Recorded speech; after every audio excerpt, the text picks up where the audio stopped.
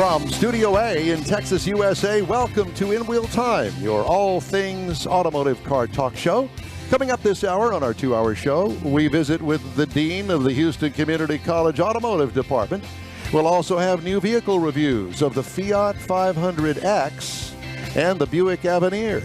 We'll also have this week's automotive news, the Mystery Garage and Conrad's Car Clinic. That and more, all just ahead on the In Wheel Time Car Show for Saturday, August 22nd, 2020. Hurricane weekend.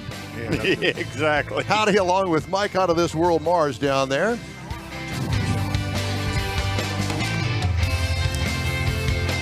And King Conrad DeLong over here is playing his radio. I'm Don Armstrong. Glad that you could join us today. It's always an interesting Saturday when we all get together. It's kind of like that clubhouse meeting that you used to have when you were a kid. Yeah, Spanky and Alfalfa, Farina. And I would imagine that there are probably a few of our viewers, listeners, that don't have any clue who that is. And then the majority of them are probably living that today with us. But whatever the case may be, we've got a full show coming up today. This week, the big news was that Ram Trucks has made it perfectly clear that, yes, they are going to produce a truck called the Ram TRX, 702 horsepower Hellcat motor in it. That was big news, and we're going to have that story coming up a little bit later on. There's a lot of other automotive news as well. But the big news today, around these parts anyway, is we're all waiting and preparing for a double dip of weather coming up this week, supposedly on Tuesday. 2020. Let's see. What could else go wrong? Oh, God, don't say that. Yeah, let me count the ways. Don't make this an internet challenge. Oh. Who knows? Studio A might not even be here next week at this time. Oh, yes, it will. You think? Yes. It won't be blown away? No, it's not going to be all that. But at any rate, if you're within earshot of this show, you might want to pay attention to the weather for the next few days, just maybe a skosh. Just a little. All right, so let's start things off with our guest right now is David Vogul. He is the Dean of the Houston Community College Automotive Department. And David, it's great to see you, great to talk to you. It's been a while, and I see that you're all kicked back and looking sharp. Looks like you got the razor out earlier today and all prepared for the In Wheel Time show. Yeah, sitting at home, you know, I'm not going to show you below my shirt. That's fine. You won't see ours either. We heard that you have some difficulty with pants now and then, but that's another day, another show. But hey, it's great to talk to you.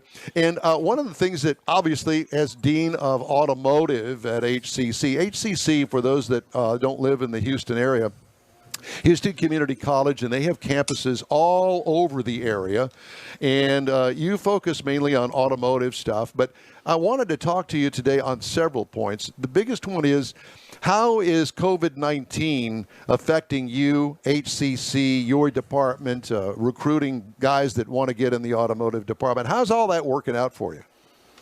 Well, we've come up with 4 different modalities for the college itself. What they have is online anytime a student can sign up. And these are for academic classes and other classes. You know, the hands-on classes, we have a face-to-face, but we're going online. And the official statement is online till October 5th. And then we're going to go back to the class face-to-face. So we're running smaller classes, but offering more sections. But it's still because it still affects the instructor's time that they're with students, that it is hurting enrollment, but we seem to be able to be pleasing any students that want to sign up right now. Well, and the tough thing is it's hard to be an automotive instructional school without some hands-on.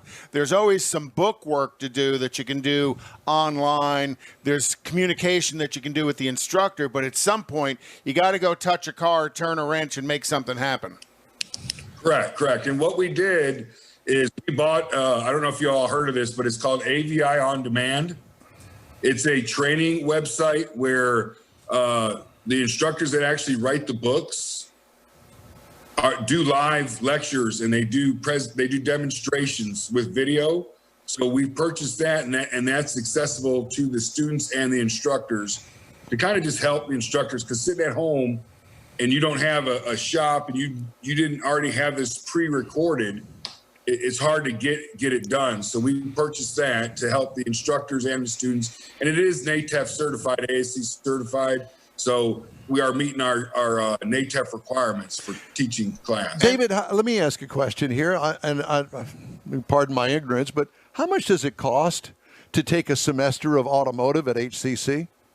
Well, if you're in district, it's about $1,000 for 4 classes. That's 12 hours. If you're out of district, it's about $1,700, and out of state, it's about $1,900.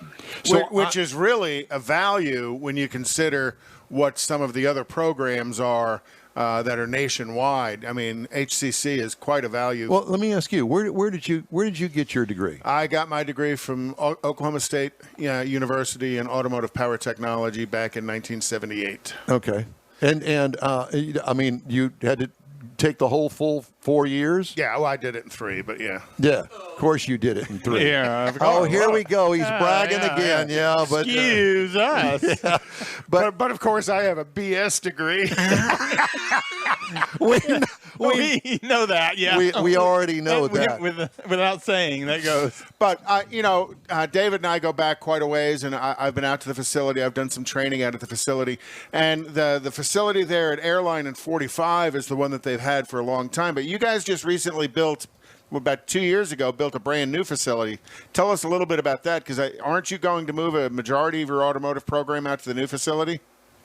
So the new facility is on Little York, East Little York, and Homestead. It's in the North Forest area. It's off 59, about 3 blocks. If you exit 59, get to Little York, make a right, it's about 3 blocks off. And yes, it's 35,000 square feet. Holy cow. There is we have a maintenance and light repair program there where you can do the first 2 semesters there, and it's air conditioned, everything's state of the art, brand new, and you can get a maintenance and light repair certificate, level 1 certificate. If you choose to stay on, you can come back to ATTC and you take the engine repair, the transmissions, the manual transmissions, the advanced level, engine performance, and you get your full automotive technology certificate.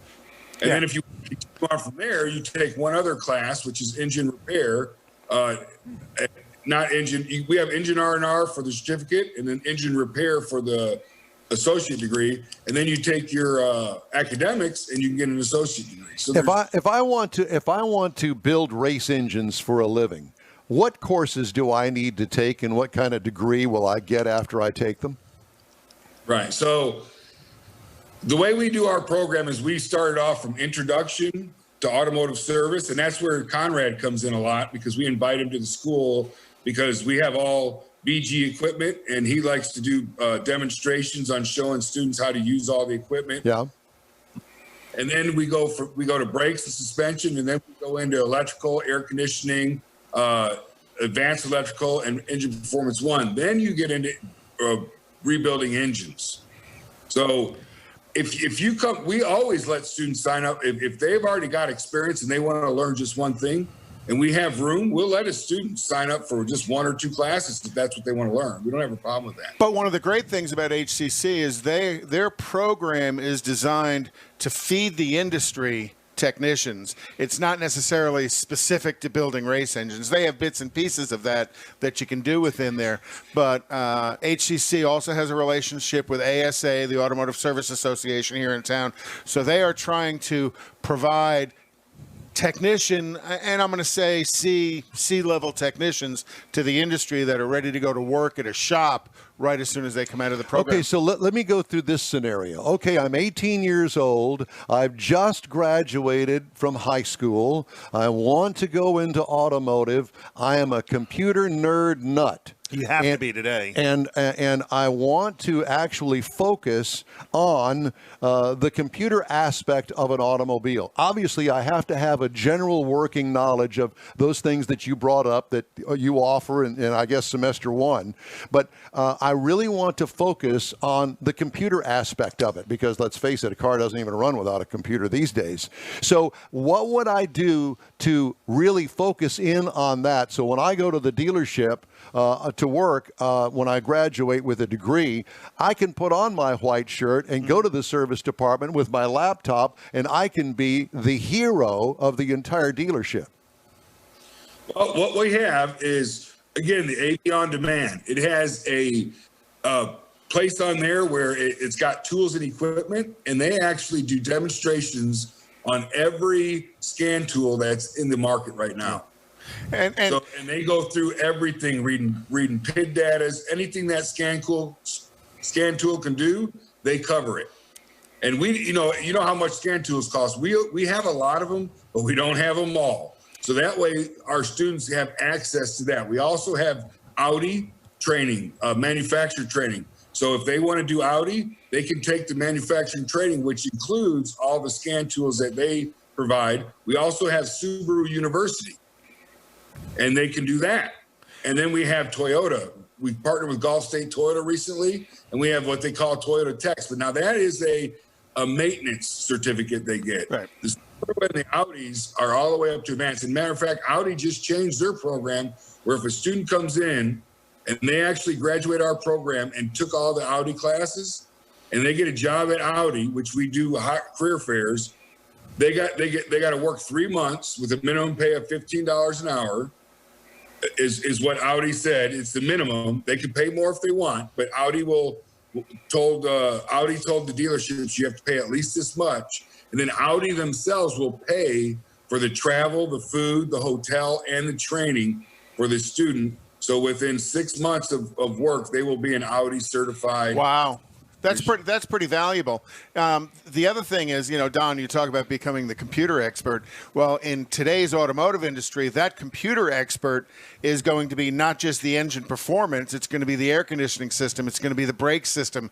It's going to be the radio. It's going to be the suspension. Everything today is computer controlled. The headlights are computer controlled. The tail lights are computer controlled, and pretty much everything in between. So computer technician, and in today's automotive world, you have to have that mindset. But they're going to do a majority of the vehicle because all of the electronics now are basically computer controlled. And that's one of the things that feed onto that. One of the things is that we're looking at is when is it time to start upgrading our curriculum? But when I go talk to the dealerships, they still want entry-level technicians. Right. They want to groom them themselves. They don't want people to come in thinking they know everything already. Now, we have a lot to offer so that 1 or 2 or 3 students that, like you talked about, are the computer whizzes and they want to get it, they're going to move much faster. From your experience, David, these graduates that, depending on what level, clearly, when they're really valuable to a dealership, are the dealerships asking them to sign some sort of an agreement with the dealership? So, because if a dealership has got an investment in the student, they want to get all of the value out of that student that they've helped put through school. So do they sign a contract, say, hey, look, I'll stay with you for 6 months or a year or 2 years? Is there anything like that? Well, the Step 1 program with BMW has that type of contract with the student. But none of the other ones that we work with don't. So we do have BMW come in once a year and interview our students and hire a few of them. And it's a contract they sign for 2 years. They have to at least stay with that dealer for 2 years. The Audi one, the way they're doing it is they're making the student work 3 months before they put the money into it. And it's the dealership's job to decide if he's worth it before they go. And that makes sense because they have to look at, there's a thing about work ethic that, that person, that technician Correct. has to prove themselves. And, when David's talking about how Audi will send them to the factory training, you're talking, I'm going to tell you, you're talking tens of thousands of dollars, because it's going to be airfare to the facility, it's going to be hotel, plus the physical training that they provide. And when that technician's finished with that, I mean, that's going to be valuable at that dealership as well, because the dealership has to retain a certain level of training, and each technician they bring in at that level of training is worth that much more to the dealership. So the contract idea kind of works both ways, though. I mean, not only does it provide the dealership with a return on their investment, but the student, now he comes in, he's got a job for 2 years in one case, so he knows, unless he really screws it up, that he can plan his life for 2 years. It's not real uncertain. Like a lot of kids get out of college, they don't know where they're going to get a job. They don't know what's going to happen. And to have the opportunity to progress within the dealership, starting at maybe an entry-level technician, but moving up into a journeyman-level technician. There's a future there. And the more training they get, moving up to the experienced diagnostician. I mean, look at me. I started in a high school VOTEC program, and now I'm on the radio show with you guys. Well, so your career's gone right down the toilet, hasn't it?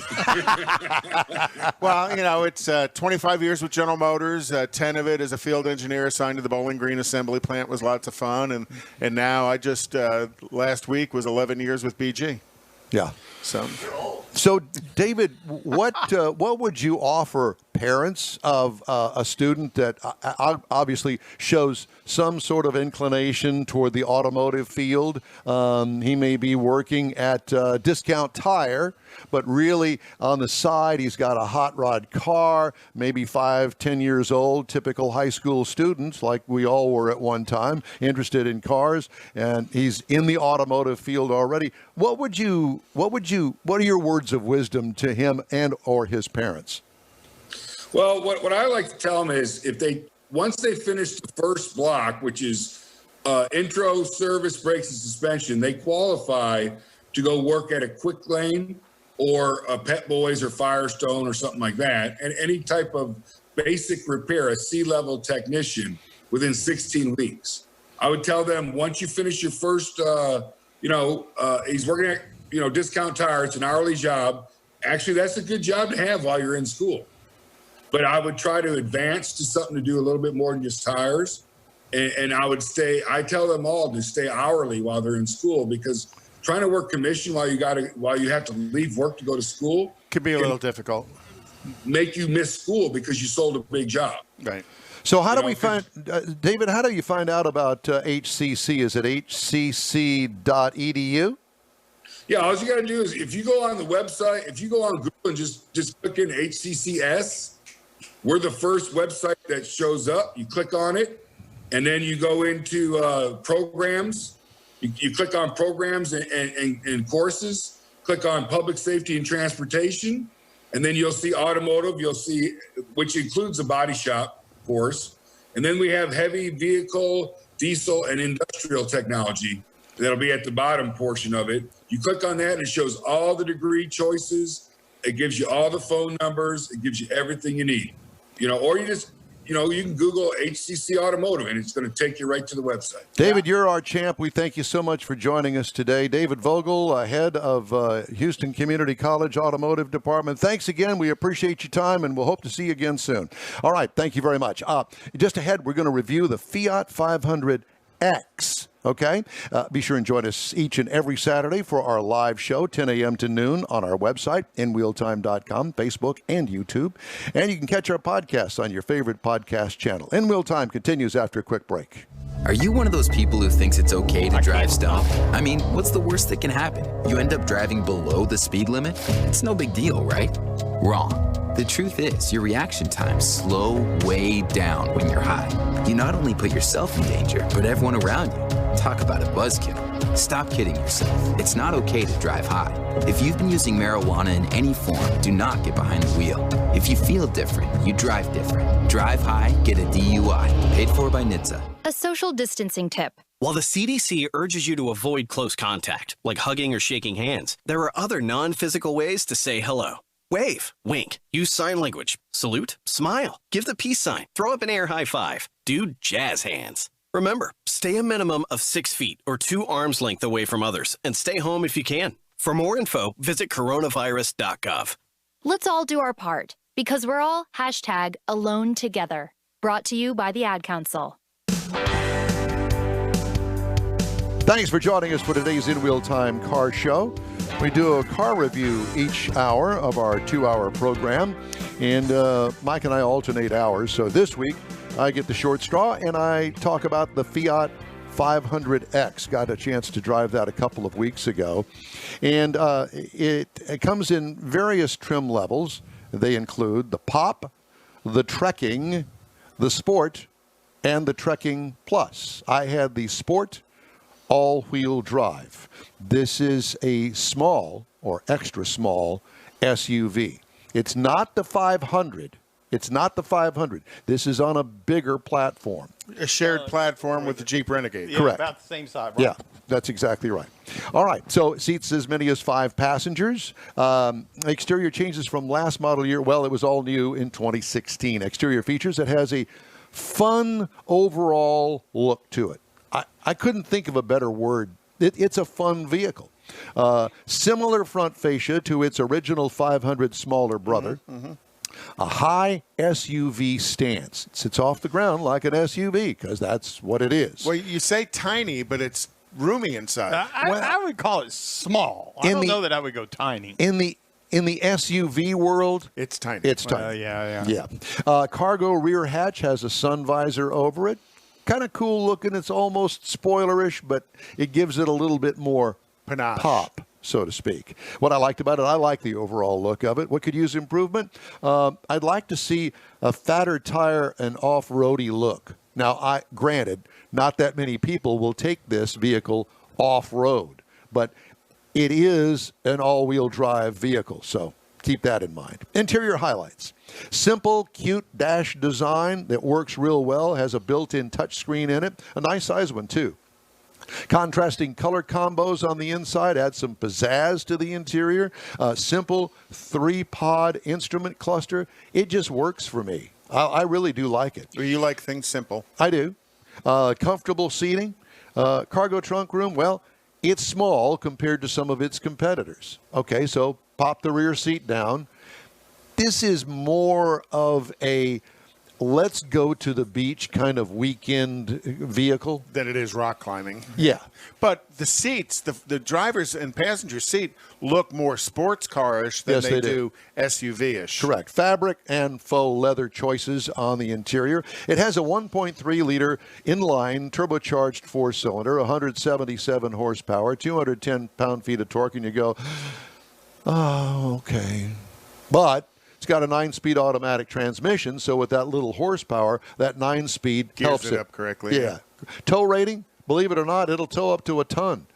So you can tow the motorcycle. A ton sounds a lot more than 2,000 pounds. Yeah, it does. But I put 2,000 pounds. I did math in my head. Oh, gosh. Miles per gallon, 24 city, 30 highway for a combined of 26. I got 25.3 over 336.1. That's pretty miles. What I liked about it, mileage. What could use improvement? The auto start stop, which is a nemesis of mine, has You to never be, like that. Never have. Has to be turned off every initial start. I find it annoying. Well, so, not all cars are that way. But most are. Most that I drive, yes. But there are some Jeeps. There are some others that I drive. It's got a big button up on the top of the dash. It says auto start stop, and you press it. Light comes on. It says off. Bingo, there it is, and it stays off. It's just a pet peeve of mine. Ride and handling, sporty ride quality. I don't know as if I would take this off-road, but okay.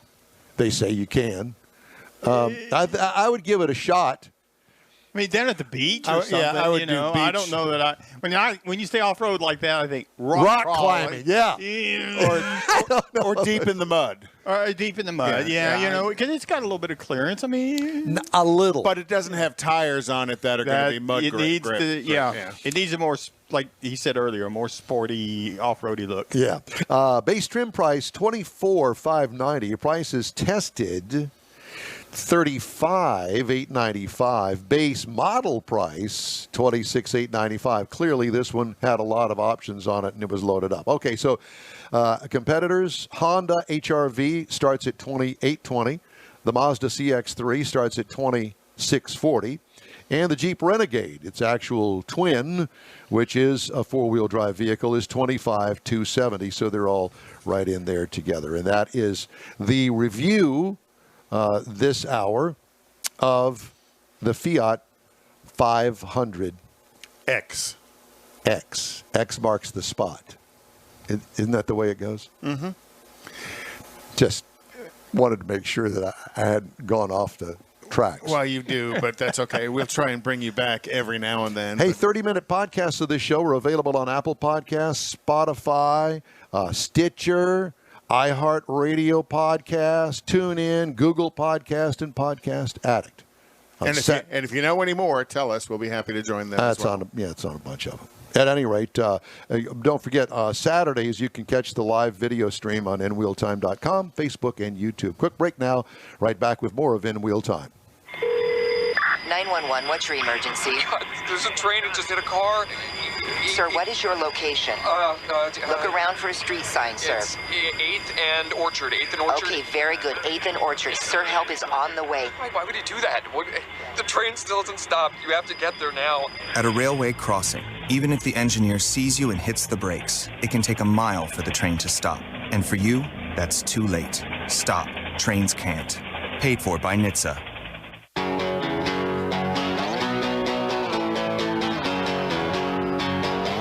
Yeah, you're here. Have you noticed that the breaks keep getting shorter and shorter? Yeah. I mean, I turned the page and it's time to come back on the air again. Well, that's okay. We're more interesting than the breaks are sometimes. Yeah. Not all the time, but sometimes. You know what I think what we should do? Just have a show without any breaks at all and see if we can muddle through. I'm sure we could. Or wander through. We can wander around a little bit. I don't know about wandering. I'm thinking more about muddling. Okay. Just saying. Well, muddling is something a bartender does when they're making That's right. a mint julep. They muddle the mint in the bottom of it. And where did that word come from? That just came from cocktails here recently. Well, no, muddling's been around a long time. It has been? Came from Bar Rescue. From Bar Rescue. You tell he spends a whole lot of time. You watch Bar Rescue, don't you? Yeah, so does my mother. And how old's your mother? 91. 91, like in Bar Rescue. Well, why not? Does she go for all of that dirty language on there? Sometimes it kind of bothers her a little bit, but, you know. So she's been around enough. She started watching John Wick, and she's seen John Wick 1 and 2. Gosh. And so she's hooked, so it really doesn't bother her that much. God, I'm embarrassed just to even talk about that and your mother. Time now for our car calendar and the racing calendar, and Conrad has put together this intricate list of things that are coming. Well, Monday, September 7th is Labor Day car show in Alvin at the Garage Bar. Okay. The Garage Bar and Grill. September 26th, the third annual Car and Bike Show at Lake Church in Montgomery, Texas. Also on the 26th is Woody's second annual Waterfront Car Show, and that's going to be a Topwater Grill in San Leon, and we're planning on being there. Yes, sir. Live, large, and in charge. October 3rd, the Military and Veteran High Performance Driving School is at the Houston Police Academy, and don't know what the status is. Do we know what's going on with Keels and Wheels? I still have that as October 17th. Canceled till next year. Yep. Okay, so I'll strike that one. That one's not going to happen. Yeah, that just happened this week. I figured. Racing stuff. Talk a little bit about some of the area dirt tracks. The Cotton Bowl Speedway in Page, Texas. They've got races tonight and next weekend. The 105 Speedway in Cleveland have races the 22nd, the 29th, and the 6th. They start at 5 p.m. Gulf Coast Speedway in just south of Alvin. These are all the dirt tracks.